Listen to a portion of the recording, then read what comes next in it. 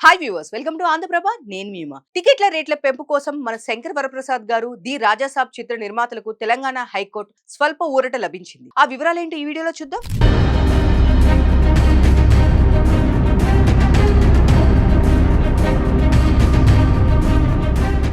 సంక్రాంతి కానుకగా విడుదల కాబోతున్న రెండు భారీ సినిమాలు మెగాస్టార్ చిరంజీవి నటించిన మన శంకర్ వరప్రసాద్ గారు, అలాగే రెబల్ స్టార్ ప్రభాస్ నటించిన ది రాజాసాబ్. ఈ క్రమంలోనే ఈ సినిమా టికెట్ ధరలను పెంచడంతో పాటు అదనపు షోలు ప్రదర్శించడానికి హైకోర్టును ఆశ్రయించారు.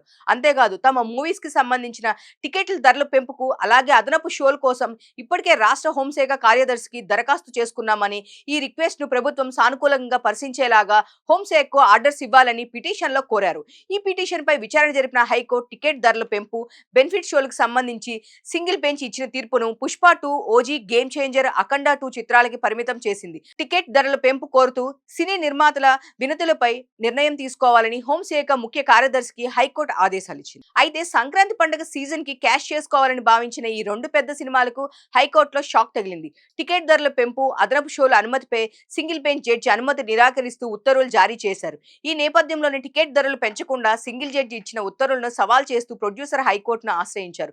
భారీ బడ్జెట్ తో రూపొందిన ఈ సినిమాలకు సాధారణంగా ధరలతో వసూలు రాబట్టడం కష్టమని, ఆ ఉత్తర్వులను వెంటనే సస్పెండ్ చేయాలని కోరుతూ డివిజన్ బెంచ్ కు అపీల్ చేశారు. రెండు భారీ బడ్జెట్లు కావడంతో పెట్టుబడిని తిరిగి రాబట్టేందుకు టికెట్ రేట్లు పెంపు, బెనిఫిట్ షోలు అత్యవసరమని నిర్మాతలు తమ పిటిషన్ లో పేర్కొన్నారు. ఇప్పటికే Prabhas the Rajasaab cinema ticket ధరలను పెంచినందుకు అనుమతి ఇవ్వాలని కోరుతూ ఆ చిత్ర నిర్మాణ సంస్థ పీపుల్ మీడియా ఫ్యాక్టరీ తెలంగాణ ప్రభుత్వానికి లేఖ రాసింది. ఈ క్రమంలోనే 8వ తేదీ రాత్రి 9 గంటలకు ప్రీమియర్ షోకు అనుమతి ఇవ్వాలని కోరింది. ఆ ప్రీమియర్ షో టికెట్ ను సింగిల్ స్క్రీన్ థియేటర్ లో రూ. 800, మల్టీప్లెక్స్ లో రూ. 1000కి అమ్మేందుకు అనుమతి ఇవ్వాలని పీపుల్స్ మీడియా ఫ్యాక్టరీ సంస్థ అభ్యర్థించింది.